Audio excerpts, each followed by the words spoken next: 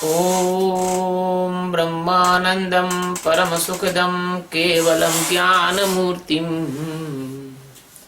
द्वन्द्वातीतं त्रिगुणरहितं तस्मैवादिलक्ष्यम् एकं नित्यं विमलमचलं सर्वधि साक्षीभूतम् भावातीतं गगनसदृशं सद्गुरुं तं नमामि। ओम गुरु ब्रह्मा गुरु विष्णु गुरुदेवो महेश्वरः गुरु साक्षात् परब्रह्म तस्मै श्री गुरुवे नमः। ध्यानमूलं गुरुमूर्ति पूजामूलं गुरुपदम् मंत्रमूलं गुरुर्वाक्यं मोक्षमूलं गुरुकृपा। सद्गुरु भगवान की जय, स्वामी जी महाराज की जय। शुभम। आज गीता के 6वें अध्याय का 12वां श्लोक है और यह श्लोक ऐसा बोलता है, भगवान के मुखार बिंद से श्लोक निकला है कि तत्रैकाग्रं मनः कृत्वा यच्चित्तेन्द्रियक्रियः उपविश्यासने युज्याद्धोगमात्मविशुद्धये। तत् एकाग्रं मनः कृत्वा यच्चित्तेन्द्रियक्रियः उपविश्य आसने युज्यात् योगमात्मा विशुद्धये। तत्र यानी उस आत्मने यानी आसने क्षमा आसने यानी आसन पर उपविश्य यानी बैठकर यत चित्तेन्द्रिय क्रिया यानी चित्त और इंद्रियों की क्रियाओं को वश में रखते हुए मनः यानी मन को एकाग्रम यानी एकाग्र कृत्वा यानी करके अंतःकरण आत्म विशुद्ध ये अंतःकरण की शुद्धि के लिए योगम यानी योग का युज्यात यानी अभ्यास करें। यानी इस श्लोक का शाब्दिक जो अर्थ किया है लोगों ने वो ऐसा है, उस आसन पर बैठकर चित्त और इंद्रियों की क्रियाओं को बस में कर रखते हुए मन को एकाग्र करके अंतःकरण की शुद्धि के लिए योग का अभ्यास करें। अब सद्गुरु सच्चिदानंद परमात्मा अनंत आकाश गंगाओं के एकमात्र आधार अधिष्ठान और धारण करता भगवान, उनको मालिक भी क्या कहें, उनके रोम रोम में ये ब्रह्मांड बसे हुए हैं, उनके शरीर का अंग हैं। अब अपने शरीर के अंग में कोई चीज बसी है तो मालिक भी क्या कहें, उनके ही शरीर का अपन सारा ब्रह्मांड उनके शरीर का रूप है। ये मालिक तो कोई पराई चीज में होती है, भगवान का तो ये अपना ही स्वरूप है। सारा जगत सारे ब्रह्मांड सब कुछ इसके सूक्ष्मता में जो भौतिक पदार्थ है उसके परे कोई चीज है, वो इसको जानने मात्र से भगवान को जाना जा सकता है। तो ये जो श्लोक है इसके अर्थ को गलत समझने की वजह से सारा संसार जो है भ्रमित हो गया। एक आदमी को दिल्ली जाना था, पुराने जमाने की बात थी, तब ये जो है ग्रैंड टंग रोड हुआ करती थी और ये उस जमाने में ये किसी प्रकार के ये मील के पत्थर नहीं हुआ करते थे, या होते होंगे तो वहां के पत्थर टूट गए थे। तो किसी बदमाश आदमी से गलती से उसने पूछा कि भैया दिल्ली का रास्ता कौन सा है। जो आदमी था वो बहुत दूसरों को बेवकूफ बनाकर मजे लेने वाला आदमी था। उसने उसको दिल्ली की जगह कलकत्ता का रास्ता बता दिया। वो महीनों चल के कलकत्ता पहुंचा। उसको उस आदमी पे इतना भरोसा हो गया कि उसने किसी और से पूछा भी नहीं और किसी और को बताया भी नहीं कि कहां जाना है। ऐसे ये तुम्हारे अधकचरे जो गुरु लोग घूम रहे हैं, ये जो तुम्हारे अधकचरे योगी लोग घूम रहे हैं, ये जो तुम्हारे अधकचरे कर्मकांडी लोग घूम रहे हैं, ये तुम्हारे पाखंडी लोग घूम रहे हैं, ये लोग जिन्हें अपनी बुद्धि पर बहुत ज्यादा अजीर्ण हो गया है, बड़ा घमंड हो गया है, ये संधियों का विच्छेद करके भाषाओं के द्वारा भाषाओं का शास्त्रार्थ करके और परमात्मा को ढूंढने की कोशिश करते हैं। जैसे कि कोई चूहिया कपड़े को तार तार करके काट देती है और कपड़ा समाप्त हो जाता है, ऐसे ही धर्म का मर्म खत्म करने के लिए ये चूहे के समान, किसी ने कहा है बुद्धि चमारी चूहरी, बुद्धि चूहे के समान होती है। तो इसका अर्थ का अनर्थ समझकर इन्होंने और ध्यान विभिन्न केंद्रों पर करना शुरू कर दिया। कोई आज्ञा चक्र पे ध्यान कर रहा है, तो अब आज्ञा चक्र पे कोई ध्यान करेगा और वहां पर ऊर्जा इकट्ठी होगी, तो वहां पर कभी कभी स्पंदन होते हैं, वहां पर फड़कन होती है। तो वो कहता है अपने गुरु को, गुरु जी मुझे फड़कन हो रही है। तो कहता वाह ये तो बहुत अच्छी बात है। अब खुद कुछ जानता नहीं, नंबर 1 का गधा है, लेकिन अपने शिष्य को भी गधापंती सिखा रहा है। फिर वो कहता है गुरु जी और अभी मेरे को ध्यान में सांप दिखा। अरे बोली तो और अच्छी बात है, शंकर भगवान के दर्शन होने वाले आपको। तो कि गुरु जी मेरे को एक कमल दिख रहा। अरे तो कुंडली जगने के लक्षण है। ऐसे करके कबीर साहब ने जैसे कहा कि जाका गुरु भी अंधला, चेला खड़ा निरंक, अंधे अंधा ठेलिया, दोनों कूप परंत। वो बेचारा गरीब गुरु भी नहीं जानता, वो चेला भी नहीं जानता। वास्तविक बात तो यह है कि उसको ये मालूम ही नहीं है कि उसके अंतःकरण में जो अहंकार रूपी ब्रह्म राक्षस बैठा है, उसने उसको मोहित करके बेवकूफ बना दिया है, क्योंकि उसने शास्त्रों को पढ़ के गलत सलत अर्थ निकाल लिए। एक में पुराने समय में मैंने एक कहानी सुनी थी, उसका अर्थ शीर्षक था महाजना एन गता सपन था। आप लोगों ने सुनी होगी, बहुत फेमस कहानी है। 4 लोग बनारस से संस्कृत विद्या पढ़कर आए। वो एक जगह रुके, उन्होंने सोचा कि भोजन बनाना चाहिए। तो वो भोजन बनाने के लिए सामग्री लेके आए। तो आटे में पानी डाला तो आटा जो है गीला गीला हो गया। तो एक ने किताब खोल के बोला कि लस्य न खावंती, मतलब जो गीला गाला है इसको नहीं खाना चाहिए। फिर किसी ने जैसे तैसे करके दूसरे तीसरे ने बाटी बना ली। तो बाटी लिया तो बाटी खाने के लिए कहा तो बोले नहीं, अति कठोरम न खादती, अति कठोर चीज को नहीं खाना चाहिए, भूखे रह गए। धीरे धीरे दूसरे दिन वो एक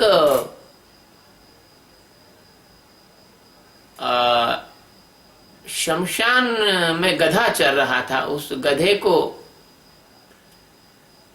देखकर उन्होंने कहा ओ विपत्ति च शमशानी च सब बांधवा। तो सब गधे से प्यार करने लगे, गधे को गले लगाने लगे। ओ शमशान में हमारा भाई है। और एक नदी पार करना थी, तो उसमें एक गणतज्ञ था। तो उस गणतज्ञ ने औसत निकाला उसकी नदी का गहराई का। तो औसत आया 4 फुट। तो उन्होंने कहा चलो सब पार कर लेंगे, कोई दिक्कत नहीं, औसत इसका 4 फुट है। अपन लोगों की ऊंचाई 5.5 सबकी है। तो वो काफी 4 लोग थे, 3 तो 2 तो उसमें डूब गए। एक आदमी बहने लगा। तो उन्होंने कहा, जो दूसरा व्यक्ति था किनारे पे खड़ा था, उसने कहा अरे अगर कुछ सब कुछ बह रहा नष्ट हो रहा हो तो कुछ तो बचा लेना चाहिए। उसने तलवार निकाल के उसकी गर्दन काट ली। बोले वाह, इसका गर्दन ही बचा लूंगी। तो कहने का तात्पर्य है कि तुमने इन शास्त्रों का गलत तरीके से अर्थ और किताबी कीड़े बनकर तुमने सीख लिया, इसलिए तुम परमात्मा से वंचित रह गए। इसलिए इस संसार में इतना अनाचार, व्यभिचार, अपराध है, क्योंकि धर्म का सही अर्थ ही नहीं जाना लोगों ने। उन्होंने नकली धार्मिकता ओढ़ ली और इसी कारण से बाहर कृत्य करके संतुष्ट हो जाते हैं और अंदर काम, क्रोध, लोभ, मोह में जल रहे हैं, धधक रहे हैं, परेशान हो रहे हैं। तो यहाँ जो इस श्लोक का अर्थ भगवान कहना चाहते हैं वो इससे ज्यादा गहरा है, जितना कि आपके भारत के समस्त पंडित पुजारियों और समस्त जो भाषा विज्ञानियों ने इसका अर्थ किया है। और जितनी अभी तक गीता पर भाष्य लिखे गए हैं उन सब से इसका अर्थ कुछ अलग ही है। ये साधना के सूत्र हैं, ये ऐसे वैसे सूत्र नहीं है। ये मैं क्षमा चाहता हूं यदि किसी झोपड़ी वाले स्थान को तोड़कर वहां महल बनाना हो तो पहले झोपड़ी को तोड़ना पड़ेगा। इसलिए मुझे तुम्हारी मान्यताओं पर आघात करना पड़ता है और ये सिर्फ मैं अपने शिष्यों के लिए कह रहा हूं। जिसको जो करना है करो, लेकिन मैं अपने शिष्यों के लिए कह रहा हूं। तो क्या कहा भगवान ने कि तत्र यानी उस परमात्मा पर जो कि तुम्हारे तीनों शरीरों से अलग है और जो जागृत, स्वप्न और सुषुप्ति तीनों अवस्थाओं से अलग है। जब तुम जागते हो उसको भी वो जानता है, जब तुम सोकर सपना देखते हो उसको भी वो जानता है, और जब तुम सपने रहित निद्रा में तुम्हारा मन, बुद्धि, चित्त, अहंकार सब लीन हो जाता है और तुम एक शून्य अवस्था में क्लोरोफार्म जैसे सुंघा दिया हुआ ऐसे पड़े रहते हो, तब तुम जागते हो तो तुम कहते हो भैया आज तो बहुत गहरी नींद आई, कोई सपने भी नहीं आए। तो तुम किसने जाना कि आज गहरी नींद आई है? तो उसको वो जानता है, भौतिक शरीर को भी वो जानता है और तुम्हारे मानसिक शरीर को यानी सूक्ष्म शरीर को भी वो जानता है और तुम्हारे कारण शरीर को भी वो जानता है। वो पदार्थ और अपदार्थ दोनों को जानता है, ऊर्जा और पदार्थ के भेद को भी वो जानता है और आत्मा और अनात्मा को भी वो जानता है। उसके लिए कहा है तत्र यानी वह, है ना, आसने। तो उसके ज्ञान में खड़े हो जाना, यानी आना, सन यानी सनातन परमात्मा में आ जाना, ये आसन है। आसन का मतलब ये नहीं कि बैठ गए। अगर ऐसा होता तो इस देश में लाखों लोग रोज बैठते हैं सुबह उठ के। ये सब परिवर्तित क्यों नहीं हो गए, बदल क्यों नहीं गए, इनके मन क्यों नहीं बदल गए? ये क्यों फिर सुबह ध्यान करते हैं और दिन भर झूठ बोल के भ्रष्टाचार करते हैं, लोगों से रिश्वत लेते हैं, काला बाजारी करते हैं, लोगों को ठगते हैं, अपराध करते हैं, झूठ बोलते हैं, वकीली के पैसे में नंबर 1 झूठ बोलते हैं, डॉक्टरी के पैसे में बिना पैसा लिए ऑपरेशन की टेबल पर मरीज को नहीं उठने देते हैं। बड़े सुसंस्कृत तरीके से, बड़े पॉलिश्ड रूप से लोगों को ठगने का इन्होंने जाल बना रखा है। क्यों तुम्हारे इस देश में 1 नए पैसे की गोली और 55 रुपए 50 रुपए में बिकती है? क्यों तुम्हारे इस देश में लोग नकली दवाओं का व्यापार करते हैं? क्यों तुम्हारे इस देश में लोग टीका लगाकर दुकानों पर बैठकर ग्राहकों को ठगते हैं? क्यों तुम्हारे इस देश में मंदिर डाकू भी जो है मंदिर जाते हैं, चोर भी मंदिर जाते हैं और चोरी करने की भगवान से प्रार्थना करते हैं, डाका डालने की प्रार्थना करते हैं, माता जी को बगरा चढ़ाते हैं और फिर जाके डाके डालते हैं, लोगों को कत्ल करते हैं? क्यों ऐसा होता है? इसलिए ऐसा होता है कि तुमने और धर्म के सूत्रों का ठीक से अर्थ ना तो तुमने जाना है ना समाज में पहुंचाया है। तो तत्र का मतलब होता है वह परमात्मा जो 3 गुणों से, 3 शरीरों से, माया से न्यारा है आसन का मतलब होता है उसमें आकर और सनातन परमात्मा, जो परमात्मा सनातन है, सारे तनों में सना हुआ है, उस परमात्मा में जीने की कला है आसन, है ना। उपविश्य, उप यानी समीप, विश्य यानी बैठना, किसके समीप बैठना, उपविश्य में किसके समीप बैठना, कि पहले सूत्र में बताया है हमने 11वें सूत्र में, सतगुरु के समीप में बैठना, यह अर्थ है उपविश्य का, किसी भी ज्ञानी के समीप में बैठना। और यत चित्त इंद्रिय क्रिया, और इंद्रियों की क्रिया में यत चित्त कहाँ लिखा है इसमें कि बस में करना इंद्रियों को है, अपनी मर्जी से अर्थ ठोक दिया लोगों ने। अरे इसमें लिखा है यत यानी जैसा भी, चित्त यानी चित्त, इंद्रिय की क्रिया जैसी भी होती हैं उन सारी क्रियाओं को प्रकृति क्रिया कर्माणी ऐसा जानकर के प्रकृति कर रही है।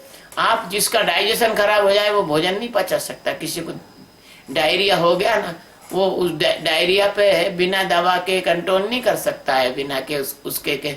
अगर वो इतना बड़ा सूरमा है तो अपने टाइफाइड है, डायरिया है, मलेरिया है, स्वाइन फ्लू है, इनको खुद बिना दवाई के ठीक करके दिखा देता हो, मानेंगे कि तुम अपनी इंद्रियों पे कंट्रोल कर लेते हो। कोई कितना भी बड़ा योगी हो, अगर उसको एक मच्छर काट जाए तो वो व्यक्ति बिस्तर पे गिर जाता। कोई कितना भी बड़ा संत महात्मा हो, या जिसको कैंसर हो जाए तो कैंसर से मरना ही पड़ता है। रामकृष्ण परमहंस को कैंसर से जाना पड़ा। तो इससे सिद्ध होता है कि यह चित्त की, मन की, बुद्धि की इन क्रियाओं को आप कंट्रोल नहीं कर सकते, इनका नियंत्रण नहीं कर सकते, परंतु इन क्रियाओं के होता देखकर इनसे अलग हट सकते हो, इनसे जाग सकते हो, और ये जान सकते हो कि समस्त क्रियाएं रजोगुण के द्वारा संपन्न होती हैं। गुणः प्रकृति संभव, और गुण प्रकृति में ही संभव है, और प्रकृति क्रिया कर्माणी, प्रकृति ही क्रिया करती है। ये तुम्हारी गीता ही बोल रही है, हम क्या बोल रहे। समझो तो सही गीता क्या कह रही है। तो तुम कैसे, जब प्रकृति क्रिया करती है, गुणों में क्रिया होती है, तो फिर तुम गुणों से तो तुम आत्मा अलग है, तो तुम कैसे कंट्रोल करोगे उसको। इससे मतलब ये हुआ कि तुम उनसे हटकर जीने की कला सीख जाओ। यह है यत चित्त क्रिया इंद्रिया, इसका मतलब यह है। और मन, तुम मन में अभी तक जी रहे थे, और मन है माया का एजेंट, तो तुम मन में ना जीकर और एक आग्रह, मतलब उस एक परमात्मा में अग्रसर हो जाओ। एकाग्र का मतलब ये नहीं है कि एक पॉइंट पर तुम ध्यान कर रहे हो, कि अनाहत चक्र पे कर रहे हो, कि विशुद्धि पे कर रहे हो, कि आज्ञा पे कर रहे हो, के है ना, कि मूलाधार पे कर रहे हो, कि स्वादिष्ठान पे कर रहे हो, कि मणिपूरक पे कर रहे हो। ऐसा नहीं है इसका। एक आग्रह का मतलब होता है वही परमात्मा जो सारे जगत में एको हम द्वितीयो नास्ति, एक ही है, दूसरा है नहीं कोई। उस एक परमात्मा में को ही आगे रखकर अपने जीवन का लक्ष्य रखकर, उसको कि यही मेरे जीवन का लक्ष्य है, उसको आगे रखकर, कृत्वा यानी करके, उसको अपने जीवन में आगे करके, आगे रख के, आत्म विशुद्ध, ये अपने आत्मा को, अपने आत्म स्वरूप को ये अशुद्धि वाली माया के झंझट से अलग हटा लो। इसको कहते हैं विशुद्धि। विशुद्धि किसको कहते हैं? कि शुद्ध से भी शुद्ध, एब्सोल्यूट प्योर। तब क्या करते हैं? किसी चीज को शुद्ध करना होता है, गेहूं को शुद्ध करना होता है, तो उसमें से कंकर, पत्थर, भूसी, चारा सब हटाकर शुद्ध गेहूं ही गेहूं रखते हैं। दूध को शुद्ध करना होता है तो दूध को क्या करते हैं? उसका पाश्चुरीकरण करते हैं, उसको गर्म करते हैं, ठंडा करते हैं। ऐसे जीवन को शुद्ध करने के लिए आत्मा, सिर्फ आत्मा ही बचे, बाकी उस कुछ भी झंझट तुम्हारी नहीं रहे, उसके लिए तुमको ध्यान करना पड़ेगा। ध्यान करना पड़ता है। और ध्यान कैसे करना पड़ता है और क्यों करना पड़ता है कि ध्यान सद्गुरु के मार्गदर्शन में करो और एकाग्र एक परमात्मा को अपने जीवन का लक्ष्य मानकर करो। आया है ना, आत्म को लक्ष्य मान लो, लोगों की सीमा पार कर लो, बड़ा उपकार यही है अपना उद्धार कर लो। समय निकला जाता, समय निकला जाता व्यवहार में, रस लेते लेते देखो क्या मिलता है संसार में, रस लेते लेते। तो यह जो अपनी आत्मा की विशुद्धता यानी आत्मज्ञान यानी आत्म जागरण यानी बुद्धत्व, परमहंस अवस्था, इस अवस्था में तुम्हें जाने के लिए भगवान समझा रहे हैं। और भगवान कहते हैं यदि तुमने इस तरह से साधना की तो तुम योगम यानी परमात्मा से युक्त हो जाओगे। यह परमात्मा से जुड़ने का सीधा सीधा अभ्यास है, ना कि तुम बैठकर आसन पे एक नाक बंद करके दूसरे से हवा छोड़ो, दूसरे को बंद करके पहली से हवा छोड़ो। बोले क्या कर रहे? बोले नाड़ी शोधन कर रहे। बोले क्या कर रहे? वो भस्त्रिका कर रहे। बोले क्या कर रहे? बोले कपाल भाती कर रहे। अरे महाराज जी, तुम्हारी नाड़ी शोधन, तुम्हारी भस्त्रिका, तुम्हारी कपाल भाती जब मरोगे तो शरीर के साथ यहीं रह जाएगी। लेकिन यदि तुमने अपने आत्म स्वरूप को विशुद्ध रूप से जान लिया तो शरीर के मरने के साथ तुम मरोगे नहीं। और फिर क्या कहोगे कि अब हम अमर भये ना मरेंगे। कबीर साहब का है, गोरक्षनाथ जी ने कहा है, दादू दयाल ने कहा है, गुरु नानक ने कहा है। यही बात सब संतों ने कही है। तुम संतों की बात नहीं मानते हो। तुम ग्रंथों में जो लोगों ने अपने ढंग से अर्थ लिख दिए वो तुम्हारी खोपड़ी में घुस गए हैं। तुम परमहंसों की बात नहीं मानते हो। तुम पागलों के पीछे दौड़ रहे हो। तुम अपने आत्मा स्वरूप को जानो, तुम ध्यान करो, तुम बैठो। तुम्हें पता लगेगा बैठते बैठते कि जिसको तुम अपना मानते थे वो पराया है, पदार्थ का टुकड़ा है। जैसे छोटा बच्चा होता है, वो गुड्डे को अपना मानता है, अगर उसके गुड्डे को कोई चांटा मार दे तो उसको काट खाता है। ऐसे तुम ये गुड्डा गुड़ियों का खेल खेलना कब तक मतलब कब तक खेलोगे? इनसे कब बंद करोगे इन खेलों को?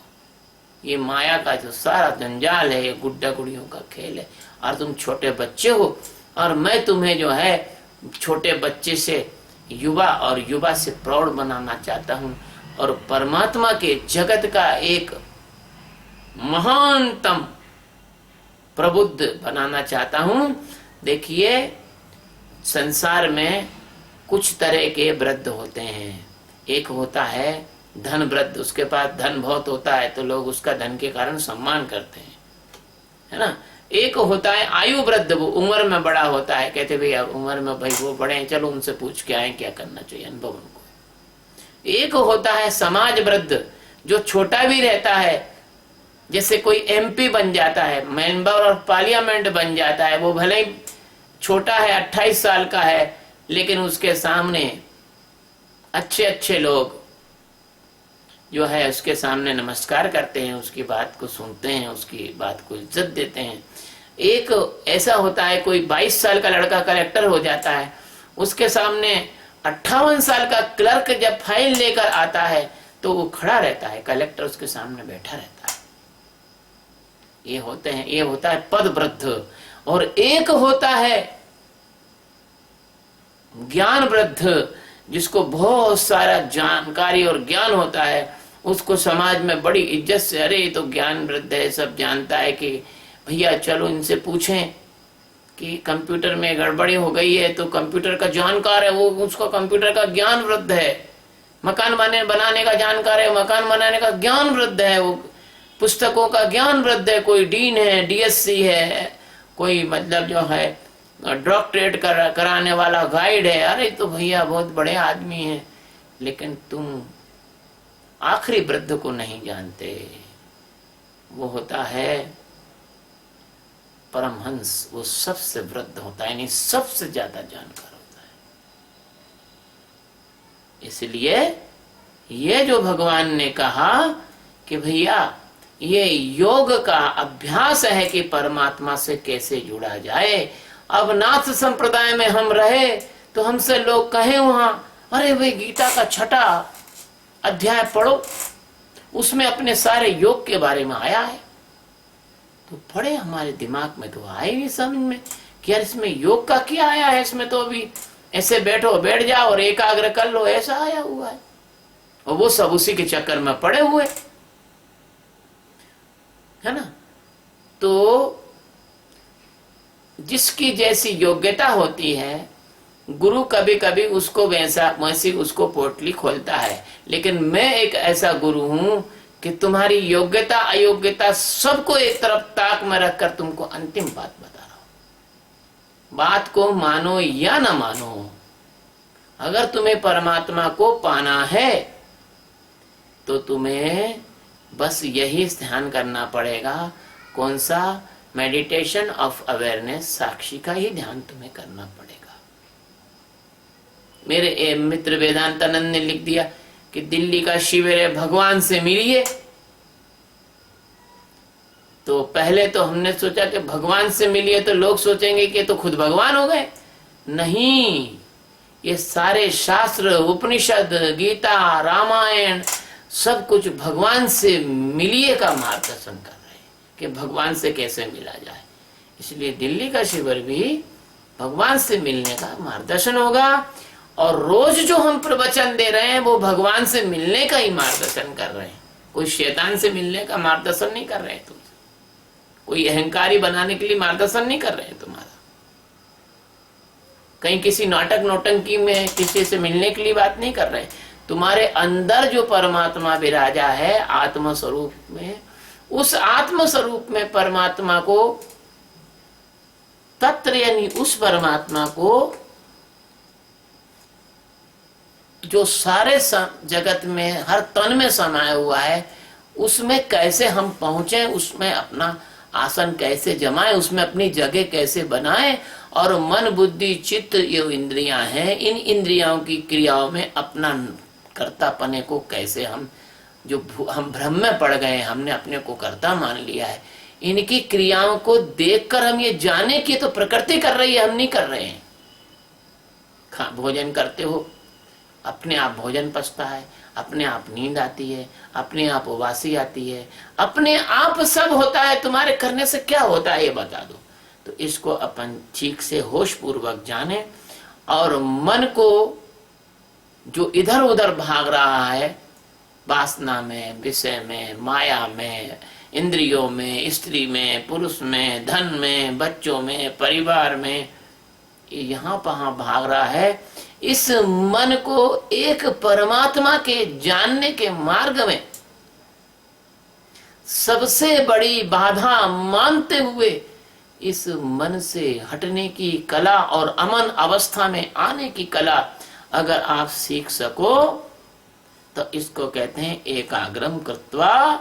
और इससे तुम्हारी आत्मा जो आवरण में हो गई है अविद्या का, माया का, जैसे तुलसीदास जी कहते हैं कि जड़ चेतन ही ग्रंथि पड़ गई, यद्यपि मृषा छूटत कठिनाई। ये झूठी ग्रंथि है, ये तुम्हारा भ्रम है। यद्यपि मृषा, ये झूठी है, छूटत कठिनाई, फिर भी छूटने में बहुत कठिनाई इसकी होती है।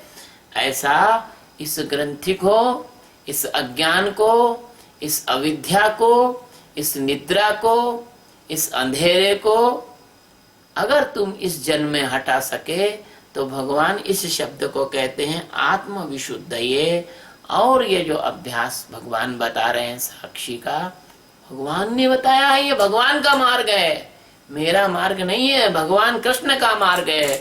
तो भगवान ये जो मार्ग बता रहे हैं, ये मार्ग कैसा है? योग युज्यात, योग का अभ्यास का मार्ग है। और इसी को कहा योग कर्म सुकौशलम। यही सबसे कुशलता है कि तुम सब कुछ करते हुए भी और कर्ता में न ठहर कर दृष्टा में ठहर